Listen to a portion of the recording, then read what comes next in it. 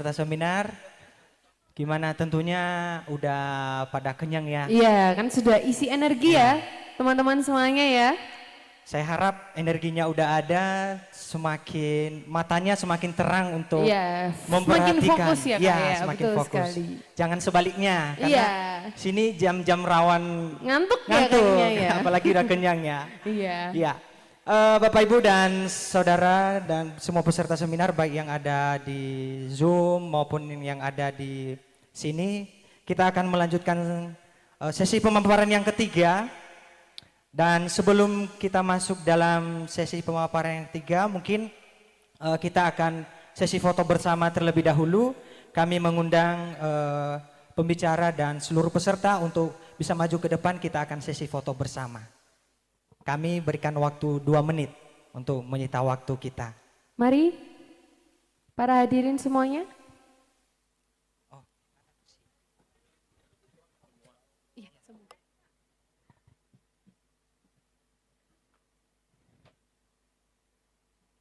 Mari teman-teman bisa ikut bergabung untuk kita melakukan sesi foto bersama. Silakan bisa maju ke depan, merapat. Pembicara bisa silakan duduk di depan. Pak Jeffrey, Pak David, Dr. Budi.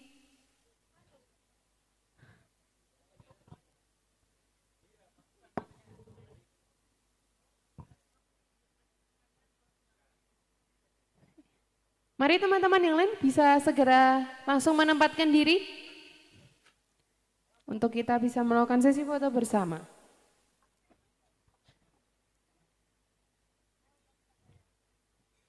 Ya, mari, Oke. mari. Ini masih ada space di belakang sini.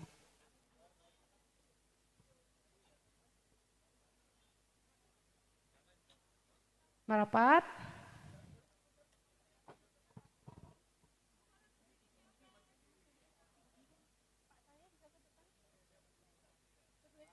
Oke, gimana? Kamera udah, agak merapat lagi ke tengah. Bisa merapat lagi, oke.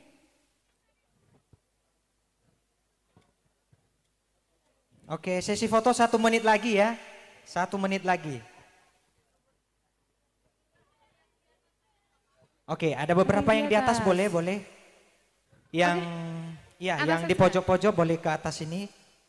Di Bisa merapat deretan ini. di atas sedikit. Kak Daniel, Iho.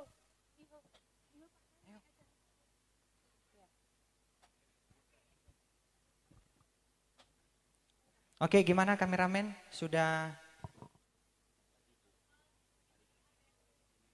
Iya, bagi yang sebelah kiri, yang Bagian ujung kiri? sebelah kiri pindah ke ujung sebelah kanan sedikit. Bisa ya. Oke. Sudah aman? Kak Diana. Ci Dewi ikut di sini aja? Oke. Sudah aman?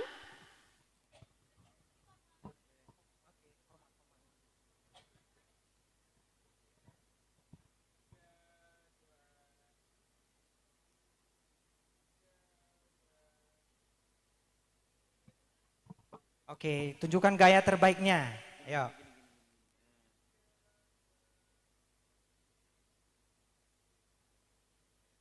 Oke, terima kasih, bisa kembali ke tempat duduk masing-masing. Terima kasih. Baik, sebelum kita melanjutkan ke sesi selanjutnya, ada informasi yang mau saya sampaikan kepada para serta semuanya, bahwa hari ini Pak Jeffrey membawa beberapa buku karya yang ditulis oleh Pak Jeffrey sendiri dengan judul Cahaya di Tengah Malam Gelap Jiwa, di mana buku ini ditulis berdasarkan pengalamannya ya Pak, betul ya, pengalamannya ketika memang mengalami gangguan ini dan bagaimana Pak Jeffrey menghadapinya, tentunya juga dengan iman dan pengharapan kepada Tuhan Yesus. Jadi silakan apabila ada para hadirin yang tertarik mungkin untuk melihat bagaimana perjalanan hidup Pak Jeffrey ini untuk akhirnya bisa semakin membaik dan akhirnya menjadi diri Pak Jeffrey yang sekarang, bisa dibeli di stand booth yang ada di belakang di bagian salah satu booth sebelahnya mie ayam. Jadi teman-teman bisa cek di sana. Semisalkan mau dibeli dan tertarik untuk dibaca, bisa dibeli sana. Nah, selain itu stand booth lainnya juga bisa teman-teman datangi kembali. Ada stand booth macam-macam ya Kak ya? Banyak di belakang situ. Iya, ada makanan mie ayam, bakso. Misalkan nanti setelah selesai masih terasa lapar, bisa boleh makan lagi. Ada kerupuk juga di belakang. Iya, ada kerupuk bermacam-macam kerupuk. Terus ada juga es Ada ya es Kak teh, ya. ya, Iya, ada es ada es teler. teh, ada es teler, dan juga ada tes kesehatan, mungkin ada yang mau cek tensi, gula darah, kolesterol ya Kak ya. Iya, benar sekali. Iya, jadi jangan sampai nanti kelewatan ada stand booth yang bermacam-macam di acara seminar ini, begitu. Oke, mungkin terakhir sebelum kita benar-benar memulai sesi yang ketiga, saya mau tes semangat teman-teman nih. Harusnya kalau sudah makan lebih semangat enggak Kak? Betul kan Kak? Energinya udah full. Iya, harusnya energinya Glukosanya udah naik ya. Naik, ya, Oh ya. iya, jadi harusnya lebih semangat ya Iya. para hadirin semuanya. Oke, langsung saja seminar 2 dekade Rumah Pemulihan Evata. Hebat, dahsyat, luar biasa. Aduh, masih kurang. Kurang semangat. Masih kurang ini, bisa Coba, lebih coba lagi, semangat. coba lagi. Oke, coba lagi ya. Seminar 2 dekade Rumah Pemulihan Evata. Hebat, dahsyat, luar biasa. Oke, kasih Ya. tepuk tangan untuk kita semuanya. Langsung saja kita akan memasuki ke sesi yang ketiga. Di mana sesi ini nantinya akan dibawakan langsung oleh Dr. Budi Hamiseno, spesialis kejiwaan, subspesialis HKJ, Magister Kesehatan, dengan subtema Neurobiologi Pemulihan, memahami perubahan otak, serta tantangan dan harapan dalam penanganan kasus gangguan jiwa. Dan moderator pada sesi kali ini adalah Kak Jaya dengan durasi waktu 40 menit materi dan 20 menit sesi tanya jawab.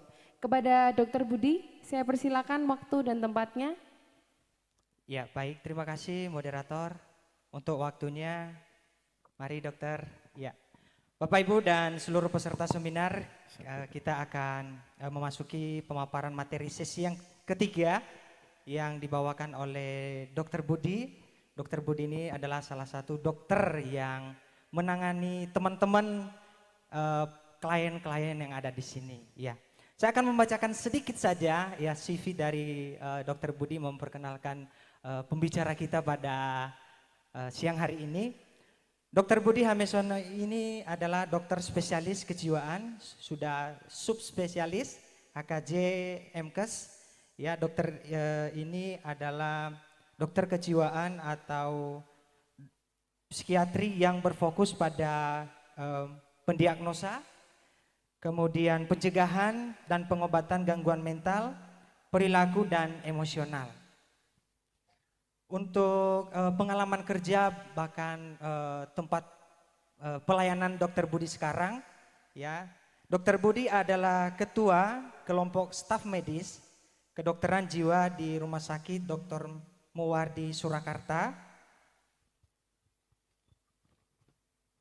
Kemudian juga staf pengajar di Universitas 11 Maret, Fakultas Kedokteran dan Program Studi Kedokteran Jiwa.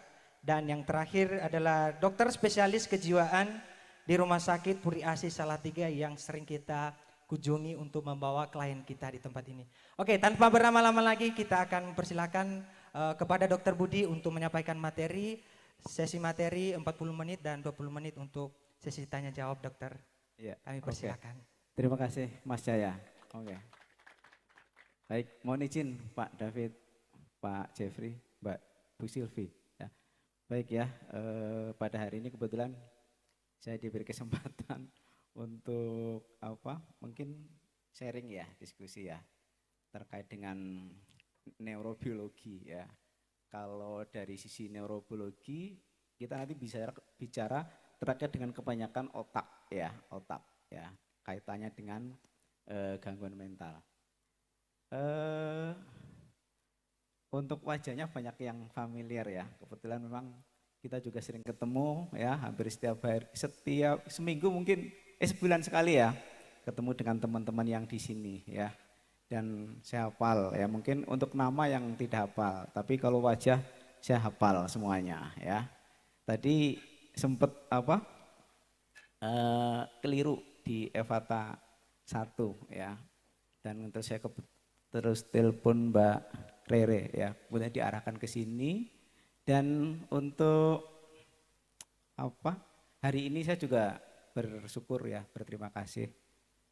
Intinya bisa menyapa teman-teman di sini ya, untuk teman-teman pasien dan keluarga terutama ya. Dan saya sudah beberapa kali janji ya mau datang ke sini ya. Dan hari ini kebetulan terpenuhi ya. Mudah-mudahan nanti untuk berikutnya bisa lebih sering ke sini ya. Mungkin untuk diskusi terutama dengan Pak David ya dan teman-teman yang di sini ya. Baik ya, untuk menyingkat waktu, ini kebanyakan dari keluarga pasien ya. Ya, dari keluarga pasien ya. Jadi terima kasih ya yang sudah mempercayakan ke Evata ya, kemudian juga ke Rumah Sakit Puri Asih, dan saya juga berjanji akan membantu sepenuhnya ya untuk teman-teman ya. Kami punya prinsip ya, akan membantu sepenuhnya ya, apa yang menjadi kesulitan dari teman-teman yang di Evata.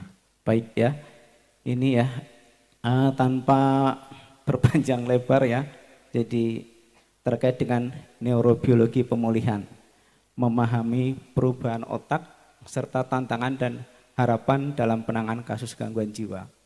Kalau kita sadari ya,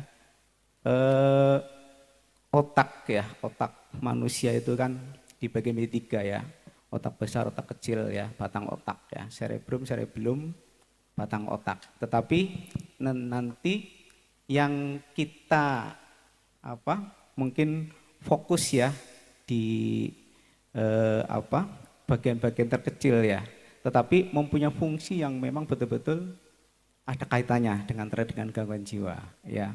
Entah itu nanti prefrontal cortex, kemudian hipokampus ya, terus amigdala dan lain sebagainya ya. Tetapi itu nanti kita bicara struktur otak ya. Nanti kenapa sampai bisa memunculkan gangguan mental, termasuk nanti sejauh mana untuk pulih ya dari teman-teman yang di sini. Bentar Pak, nyalain.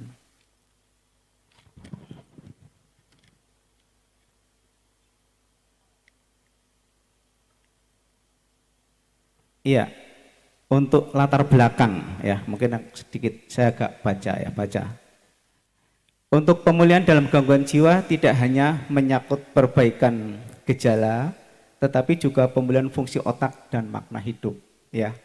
Kalau pengalaman atau sharing dari kami yang selama ini di klinis ya, mungkin juga teman-teman yang dari psikolog juga begitu. Dalam artian kalau pasien-pasien yang terkait dengan gangguan perilaku misalkan ya, kita mungkin selama ini hanya puas atau cukup kalau misalkan dia tenang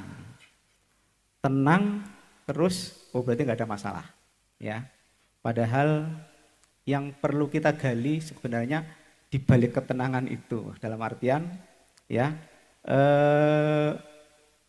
yang etiologinya atau penyebab yang muncul gangguan psikopatologisnya ya. Jadi itu yang paling kita fokuskan di situ. Termasuk setelah itu ya, kan harapannya dari pasien itu nanti bisa mandiri ya. Tetapi pada kenyataannya mungkin hampir 50-60% ya pasien-pasien dengan gangguan mental justru malah ada caregiver, istilahnya memang butuh pendampingan. Nah ini mungkin yang nanti kedepannya dengan teman-teman yang dari psikolog nanti bisa merubah itu semuanya ya. Jadi tidak selamanya ya bahwa Anda akan bergantung dengan obat-obatan gitu. Harapannya nanti suatu saat bisa lepas atau minimal terkontrol dengan obat, tetapi teman-teman juga bisa mandiri. Kalau kita lihat di Evata, saya kan setiap saat kalau pas kebetulan anamnesis pada pasien itu hampir semuanya dilakukan ya. Ada terapi farmakologinya ya, obat-obatan maksudnya, terus psikoterapinya ya, olahraga juga sudah ada. Terus kemudian juga doa ya, psikoterapi doa ya, itu juga gitu ya. Saya gali satu-satu dari teman-teman yang datang ke sana ya. Kemudian makna hidup itu penting ya, karena kita sebenarnya kalau mungkin dulu hanya pikiran kita neurobiologi, tetapi biologi psikososial. Tetapi sekarang di era yang semakin ini kita harus juga mendalami terkait dengan spiritual, dan ini sudah ada ya, di FHP sudah ada, dan itu setiap pagi kalau nggak salah kan ada ini, ada doa dan lain sebagainya ya, dan itu penting sekali ya, dan akan sangat membantu ya. Dan nyatanya dari teman-teman yang datang ke sana kita gali, kita evaluasi juga bisa mengikuti dengan baik, bisa fokus dan lain sebagainya ya. Ini terkait dengan makna hidup, karena dari situ nanti juga bisa menggali terkait kepentingan atau keperluan apa yang nanti dibutuhkan untuk berikutnya ya. Terus kemudian kemajuan dalam neuroscience menunjukkan bahwa otak memiliki neuroplastisitas. Nah, ini penting sekali ya. Jadi yang di awal tadi saya sampaikan ya. Kalau misalnya kita bicara masalah otak ya. Otak itu sebenarnya ya bisa kita jaga, bisa kita rangsang ya untuk membantu perbaikan terkait dengan keluhan-keluhan atau gejala klinis yang nampak pada teman-teman yang di sini ya. Karena sifat neuroplastisitas itu kan sifatnya kan dia ini ya, jadi kemampuan untuk berubah dan beradaptasi itu memang sudah ada, mungkin saya belum mandi ya. Tadi itu diciptakan sama Tuhan ya. Jadi intinya kalau tergantung dari kita sebenarnya, tergantung dari kita nanti model apa terapi yang dibutuhkan dari masing-masing yang di sini ya. Jadi itu ya patokannya ya terkait dengan neurobiologi. Jadi nanti terkait dengan otak, bahwa otak memang dia mempunyai sifat neuroplastisitas ya. Jadi sifatnya dia mudah sekali beradaptasi, bisa mereorganisasi ya. Kemampuan untuk beradaptasi juga begitu cepat. Yang penting nanti dilatih dari teman-teman yang di sini, dan di Evata sudah semuanya kalau saya lihat gitu ya. Itu nanti mungkin perlu kita evaluasi bersama-sama. Terus kemudian pemahaman neurobiologi, pemulihan membantu tenaga kesehatan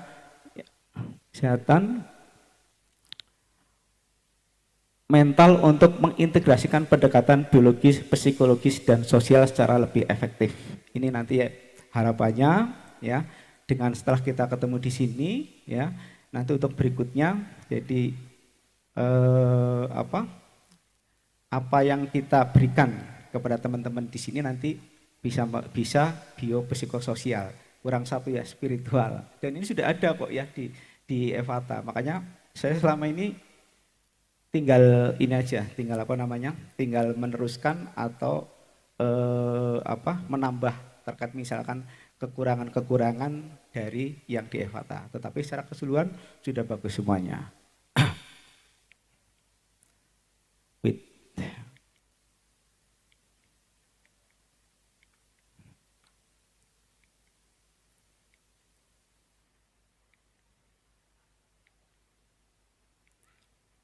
Ya, bicara tentang pemulihan. Jadi ini terkait dengan konsep ya. Kita punya konsep. Kalau kita lihat bahwa dasarnya WHO ya. Jadi proses di mana individu memperoleh kembali kehidupan yang bermakna dengan atau tanpa gejala. Yang seperti tadi yang di awal saya sampaikan ya. Jadi sembuh itu bisa juga dengan katakanlah minum obat, nggak ada masalah ya, karena kan tetap terkontrol, terjaga. Tapi juga sembuh bisa tanpa obat ya. Jadi nanti kita lihat ya. Untuk ada dua aspek ya terkait dengan konsep pemulihan di sini, yaitu clinical recovery ya, perbaikan gejala dan fungsi kognitif ya. Di sini untuk clinical recovery itu memang diharapkan ya dari gejala klinisnya betul-betul bisa bisa teratasi ya. Jadi nanti dikombinasi dengan harapannya di samping nanti muncul atau ada clinical recovery, kita juga bisa personal recovery ya. Di sini nanti juga beda terkait dengan untuk penanganan. Tetapi pada prinsipnya ini bagian dari penanganan yang holistik atau komprehensif ya terkait dengan clinical recovery maupun personal recovery.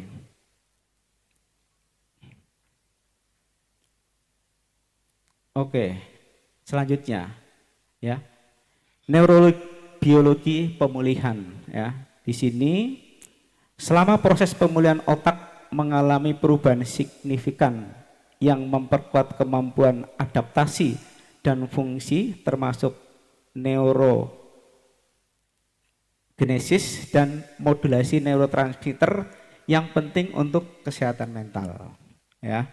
Jadi yang termasuk dalam perubahan pemulihan di sini, pemulihan neurobiologi pemulihan di sini ya, neurobiologisnya adalah yaitu tadi ya neuroplastisitas, pembentukan koneksi sinaptik baru ya, karena dari rangsangan-rangsangan tadi terkait dengan psikoterapi, farmakologi ya, olahraga dan lain sebagainya nanti akan bisa membentuk sinapsis baru ya, nanti untuk perbaikan otaknya. Terus kemudian neurogenesis, yaitu pembentukan neuron baru di hipokampus ya. Kalau kita tahu ya selama ini yang namanya hipokampus ya, untuk dia di fokusnya terkait dengan regulasi emosi ya, termasuk juga memori ya. Jadi dengan neuroplastisitas yang bisa dibuat sedemikian rupa nanti akan bisa membantu semuanya ya. Terus kemudian juga perbaikan regulasi terkait dengan neurotransmitter ya. Di sini kalau yang neurotransmitter yang di otak itu yang terkait dengan gangguan-gangguan mental biasanya kan kayak dopamin ya, terus kemudian serotonin, GABA, termasuk glutamat ya. Di situ nanti perubahan-perubahan terkait dengan neurotransmitter atau senyawa kimia ya yang akan mempengaruhi nanti dari mungkin pola perilaku, mood dan lain sebagainya ya. Kemudian penurunan aktivitas amigdala nah, di sini ya. Jadi amigdala kalau misalkan dia fokusnya di stres ya, stres, kemudian juga rasa takut ya. Kalau misalkan dia terjadi penurunan pada amigdala, justru menjadi akan lebih baik ya, aktivitas maksudnya. Terus kemudian untuk aktivitas korteks prefrontal ini ya, untuk pengambilan keputusan dan kontrol impul, termasuk misalnya perencanaan ya. Di sini kalau kita lihat ini dari beberapa ini memang yang mendominasi ya terkait dengan selama ini muncul psikopatologi pada gangguan mental. Ya, ini ilustrasi aja ya, saya ilustrasi. Mungkin kalau misalkan enggak saya mengambil ini, saya yakin teman-teman juga paham ya. Ini hanya ilustrasi terkait kan kalau kita bicara neurobiologi ya, kita juga harus tahu terkait dengan neurotransmitter inflamasi ya, inflamasi. Karena kan itu juga penting sekali ya. Kalau kita lihat di sini bahwa untuk kasus-kasus yang terkait dengan apa? Ini kita ambil contoh misalkan trauma pada brain injury ya, atau trauma yang di otak ya. Ini pada kasus-kasus trauma militer ya. Ini saya ambil salah satunya di contoh ya.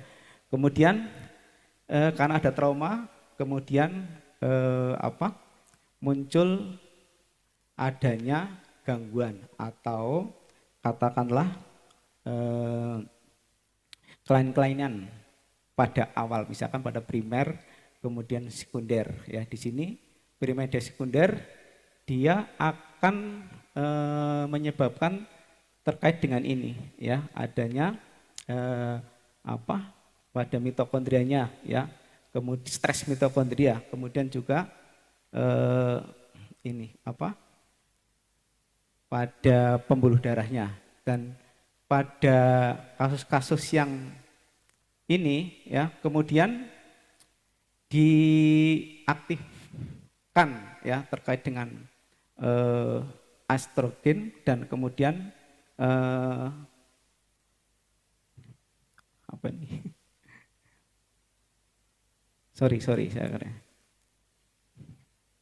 mikroglia ya, dan kemudian di sini juga akan merangsang dari ini yang untuk sitokin dan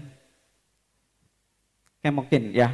Di sini kalau pada kemudian muncul inflamasi ya, yang untuk penanganannya terkait dengan inflamasi akut, dia memang akan muncul ini ya, terkait dengan new sinap, termasuk untuk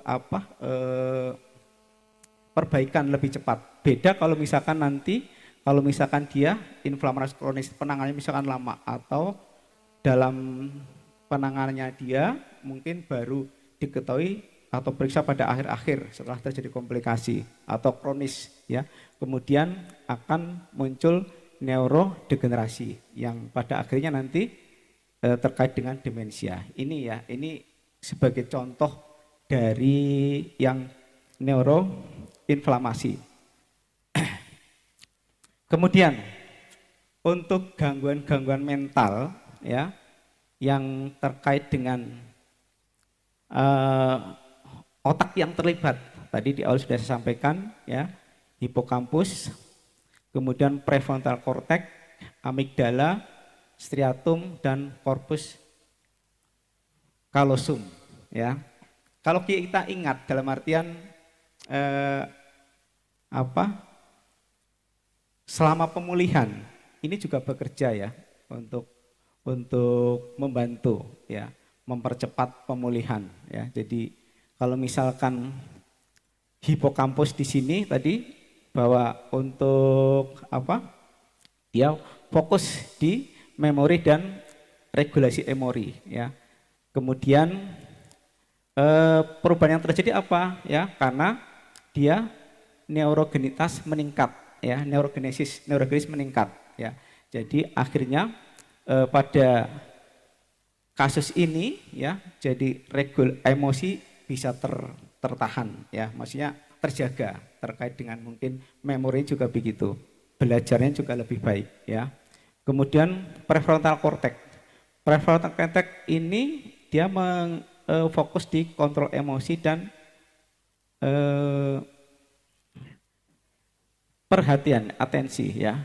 Dia kalau misalkan dalam pengobatan prosesnya ya, untuk prefrontal cortex di sini nanti dia ini akan terjadi peningkatan pada konektivitas ya, terus kemudian juga terjadi neurogenesis ya, di mana terjadi sel-sel baru yang bisa nanti untuk membantu terkait dengan penyembuhannya ya. Kemudian amigdala ya. Amigdala tadi disebutkan di awal sebelumnya, nanti kaitannya terkait dengan stres dan rasa takut juga ya. Di situ kalau misalkan amigdala terjadi penurunan ya, nanti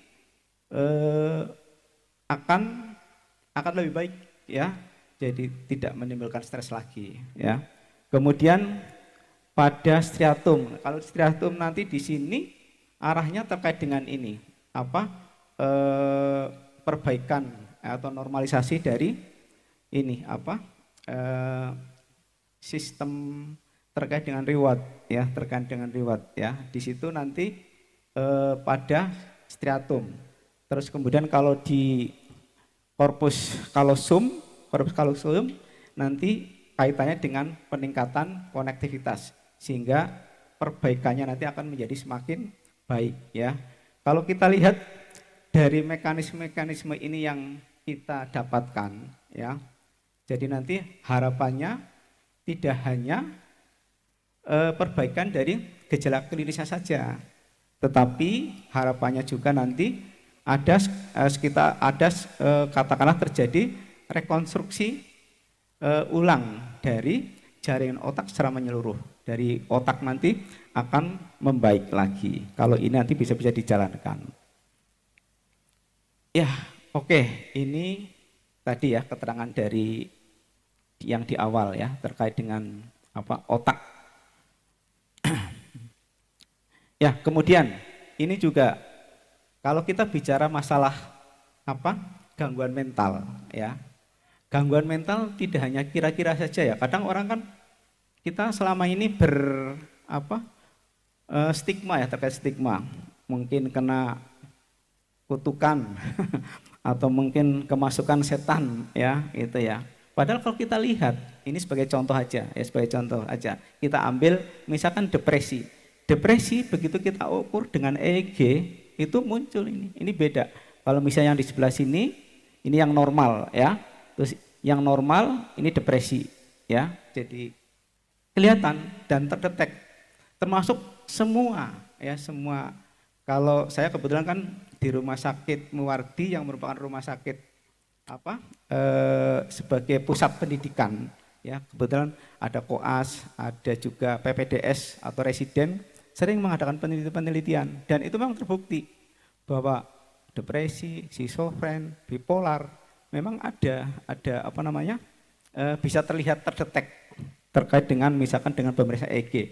Begitu juga dengan yang lain-lainnya.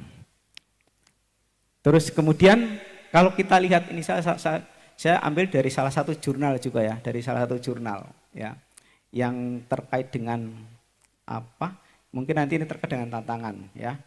Dan ini bisa juga disembuhkan dengan MST ya, atau mungkin neurobiofeedback ya, atau TMS. Nanti bisa Pak David beli neurobiofeedback ya. Mungkin harganya sekitar murah, kok masih murah. Nanti bisa membantu, akan mempercepat ya neurobiofeedback ya terkait dengan gejala-gejala klinisnya biasanya nanti akan bisa membantu ya. Dan itu bisa terbukti ya. Ini salah satu aja ya. Jadi bahwa memang dengan pemeriksaan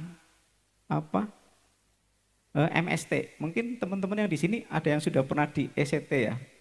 Ya di ECT kan rasanya luar biasa ya. Dan itu tidak manusiawi menurut saya, tapi ya sudah lah, nggak apa-apa.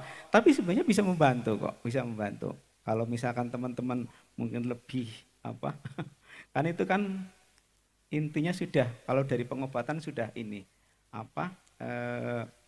mungkin tidak mempan lagi ya. Jadi akhirnya kita mengambil jalan satu saja, misalnya ECT yang ada di situ, padahal bisa yang lain, misalnya MST, bioneurofeedback, TMS dan lain-lain. Nanti bisa membantu itu ya. Dan ini salah satunya misalkan. Karena kan kalau misalnya dari penelitian ini jurnal ini didapatkan sebenarnya depresinya juga bagus, lebih bagus ya, dan terkait dengan kognitifnya juga bisa bagus. Kemudian untuk recovery-nya juga lebih cepat pada MST dibanding ECT gitu ya. Ini salah satu sebagai contoh ya, karena nanti kan judulnya kan harapan dan tantangan ya. Mungkin harapannya nanti kalau misalnya teman-teman kepengen menikmati terkait dengan MST ya, atau dari owner misalkan Mas David misalkan butuh, ini dananya kan banyak juga. Sekitar 400 juta, kecil lah ya. Kalau yang neurofeedback lebih lebih murah lagi. Itu bisa membantu kok. Nggak apa-apa nanti TMS begitu ya. Oke. Ya, ini faktor-faktor yang mempengaruhi neuroplastisitas ya. Jadi tadi yang sudah saya sampaikan di awal ya, di pembuka ya, farmakoterapi ya. Jadi teman-teman jangan ini denial atau menolak aku minum apa? Minum obat, jangan ya, betul jangan. Ini sudah ada penelitiannya, ada buktinya. Dan obat itu bisa membantu memperbaiki otaknya ya. Jadi itu ada penelitiannya. Nanti teman-teman bisa ini ya. Farmakoterapi. Penggunaan obatan dapat meningkatkan neuroplastisitas itu ya, neuroplastisitas. Membantu otak ya berproses pemulihan. Nah, ini kan sudah terbukti ya. Terus kemudian psikoterapi. Kalau teman-teman psikolog kan lebih banyak ini ya, konseling, psikoterapi. Jangan bosan-bosan ya kalian misalkan mendapat konseling atau psikoterapi atau CBT atau apa. Nikmati aja, diterima ya, karena itu juga bagian dari proses untuk bagian dari neuroplastisitas ya.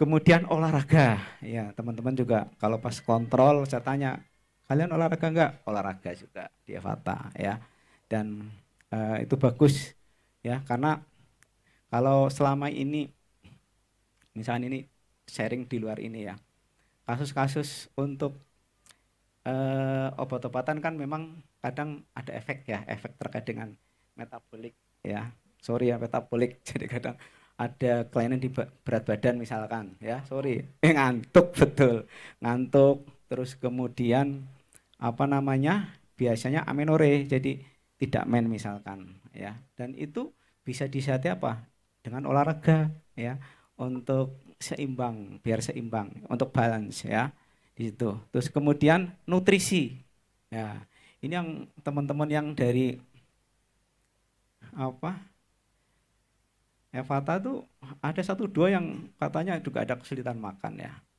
Saya gali katanya bilangnya nggak enak. Enak makan bersama enak ya, nunggu lapar gitu ya, ya kan kalau makan rame-rame lebih enak daripada makan sendiri, ya kan. Tahu-tahu kalau misal sambil ngobrol, tahu-tahu kan habis itu. Jadi nikmati apa. Dan saya yakin terkait nutrisi memang perlu dipersiapkan betul ya, karena kan itu juga penting sekali ya.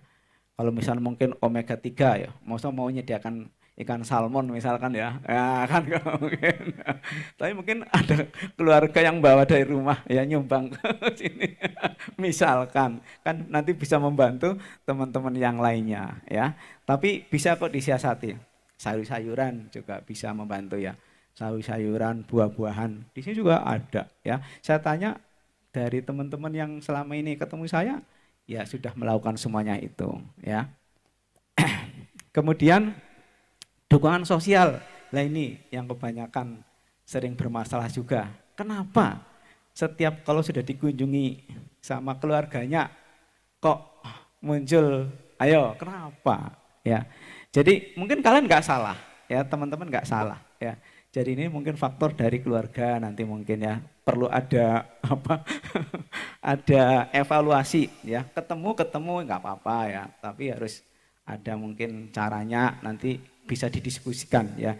Jadi nanti kalau ditinggal nggak merasa kehilangan, karena kan mungkin berapa bulan sekali ketemunya biasanya? Sebulan, oh udah sebulan sekali gitu ya, sebulan sekali kan nggak apa-apa ya. Kadang ada sekian bulan nggak ketemu misalkan ya, begitu ketemu ya di RS di Semarang atau di mana di Magelang, oh Solo ya, di Solo. Kalau di Solo malah ketemu saya di sana, saya juga di RSC walaupun nggak sering ya. Itu ya, jadi itu menjadi perhatian nanti karena penting juga ya dukungan sosial terutama keluarga. Ya. Kemudian ini tantangan dalam pemulihan neurobiologis. Ya, ini tantangannya ya. Kita memang masih apa terkait dengan stigma ya, bahwa untuk kasus-kasus yang terkait dengan gangguan mental banyak dijauhi, padahal sebenarnya sama ya, kita sama, semua itu sama, yang namanya manusia ya, butuh perhatian. Karena kalau semakin di stigma jelek, nanti juga teman-teman juga akan semakin bermasalah ya, gitu ya. Jadi nanti mungkin keluarga yang di sini nanti bisa memberikan contoh di luar misalkan ya, untuk mungkin keluarga misalkan yang memang ada bermasalah terkait dengan mentalnya ya, nanti mungkin bisa disupport ya, dikasih pengertian. Kemudian keterbatasan akses terhadap terapi integratif tadi yang saya sampaikan. Jadi mungkin ini udah jalan semuanya, tetapi yang terkait dengan misalkan TMS atau ECT misalkan minimal ya, atau neurobiofeedback itu. Nah ECT mungkin bayangannya teman-teman udah nggak mau ya. Tapi TMS, neurofeedback itu yang masih murah gitu ya. Kalau misalkan pas kebetulan Nyun Sewu ini nggak bicara politik. Kalau zamannya kemarin Pak Jokowi Nyun Sewu nggak ada bicara politik. Itu ada proses, ada program ini sebenarnya, mungkin Mas David belum terkonek. Jadi ada semacam bantuan. Jadi kita memang dari rumah sakit termasuk yayasan itu diberikan kesempatan untuk mengusulkan alat. Ya, kita kemarin dapat neurofeedback, harganya sekitar 1,2 ya. Iya, rata-rata begitu memang, dan itu hampir seluruh. Mungkin informasi kurang dapat ya. Tapi begitu Pak Jokowi lengser, walaupun masih sama Pak Budi, tapi nggak tahu kok tiba-tiba dihentikan. Mudah-mudahan nanti untuk berikutnya ini bisa ya, karena dengan kan kita bisa menggali terkait dengan ini ya, tidak hanya dari mungkin keluarga pasien, tapi juga dengan institusi lain, cara lain ya, bisa dengan model seperti ini kita usulkan ke Kemenkes ya, karena ini kan kalian di sini juga resmi ya itu. Kemudian kronisitas penyakit dapat menyebabkan atrofi otak yang sulit pulih tadi, yang terkait dengan neuroinflamasi kronis ya, inflamasi kronis ya, biasanya memang agak ada kesulitan ya. Makanya teman-teman yang di sini ya udah nurut aja, nurut. Kalau misalnya ada masukan, evaluasi nggak apa-apa disampaikan ya. Kalau yang selama ini di poli yang saya tanya biasanya nggak dijawab langsung Pak David, biasanya ngeliriknya ke mentornya. Nggak tahu, mentornya galak-galak nggak sih? Hah? Jangan takut, biasa galak maksudnya. Ya, gitu ya. Oke ya. Kemudian kurangnya kolaborasi multidisiplin antara psikiater, neurolog, psikolog, dan pekerja sosial ya. Nanti mungkin kalau di sini sudah terjadi kolaborasi kok ya. Saya, teman-teman ya dari Evata ya udah bagus, tapi mungkin nanti lebih dipererat lagi ya, mungkin lebih dirutinkan ya, karena kan saya tanggung jawab ya. Dan ada mungkin dari beberapa keluarga yang menghendaki kalau mau untuk konsultasi atau tanyakan, silakan nomornya ditanyakan ke Mas David, ke Pak David, nggak apa-apa kok ya, istilahnya untuk evaluasi atau observasi ya. Karena dengan bantuan itu informasi yang lebih komplit, lebih lengkap, itu juga akan membantu untuk penanganan saya berikutnya ya. Itu. Kemudian kesadaran pasien dan keluarga terhadap pentingnya proses biologi pemulihan masih rendah. Ya mungkin terkait dengan minimnya informasi ya. Nanti mudah-mudahan setelah ketemu dengan saya di sini ya, nanti akan lebih aware lagi ya terkait dengan kasus-kasus yang mengarah ke gangguan mental. Kemudian tadi tantangan ya untuk harapannya di sini ya. Di sini era psikiatri presisi ya, pendekatan individu berbasis biomarker otak ya ini yang sudah jalan di rumah sakit yang memang ada pendidikan ya. Saya juga berkali-kali mahasiswa saya melakukan penelitian terkait dengan biomarker ya. Jadi memang nyata betul. Jadi kita nggak boleh nggak percaya kalau ada gangguan mental ya, karena memang sudah terbukti ya dengan tadi penunjang medis misalkan dengan alat-alat seperti TMS, bioneurofeedback dan lain sebagainya itu terbukti. Termasuk misalkan nanti kita ambil biomarker otaknya atau pencitraan otaknya kita ambil ya, itu nanti akan muncul juga misalkan depresi apa, terus kemudian schizofren apa gitu ya.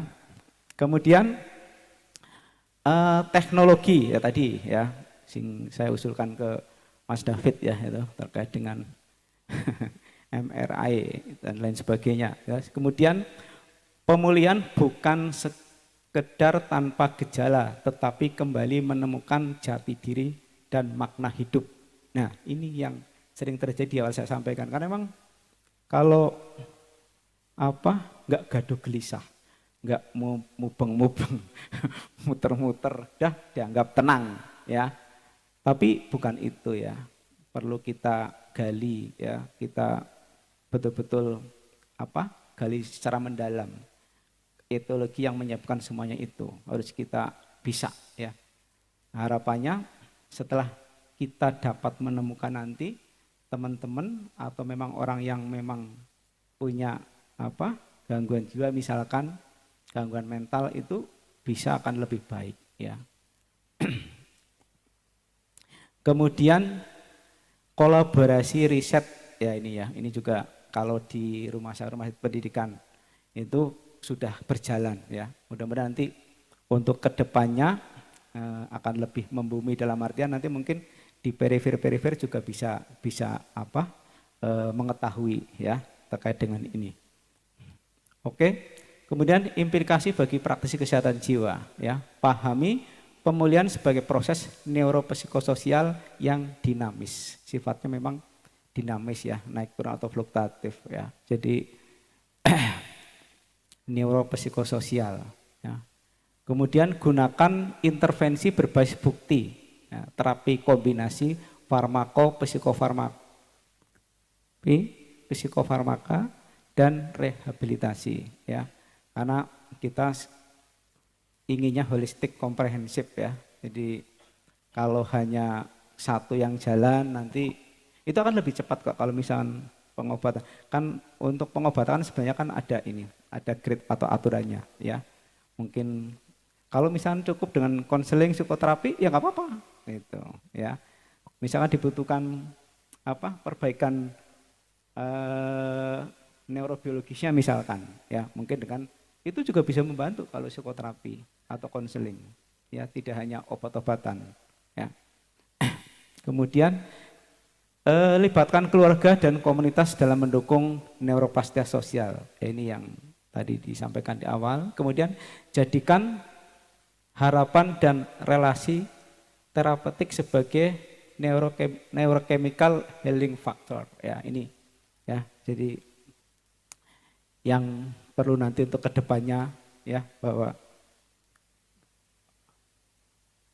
ada memang kayak misalkan obat-obatan, terus kemudian neurotransmitter yang betul-betul harus menjadi perhatian kita ya, senyawa kimia.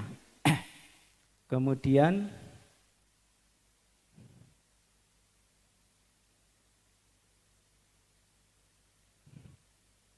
kesimpulan, nggak nyata ya. Ya, oke. Pemulihan gangguan jiwa mencerminkan transformasi otak menuju keseimbangan baru ya. Kemudian neurobiologi pemulihan memberikan dasar ilmiah bagi intervensi yang holistik. Tantangan terbesar adalah mengintegrasikan aspek biologis, psikologis, sosial dan spiritual. Tadi ini ya, tidak hanya biologi, psikologis dan sosial, tapi spiritual juga ya. Dan di sini sudah ada ya. Kemudian harapan tetap terbuka, otak manusia memiliki kemampuan pulih yang luar biasa. terkait tadi dengan neuroplastisitas ya. Gitu. Ya, demikian dari saya. Lebih dan kurangnya saya mohon maaf. Ini udah sore apa masih siang? Selamat siang ya. Oke, enggak. Ya, Saya baik. kembalikan. Berikan tepuk tangan untuk pemaparan materi Dr. Budi. Terima kasih, dokter.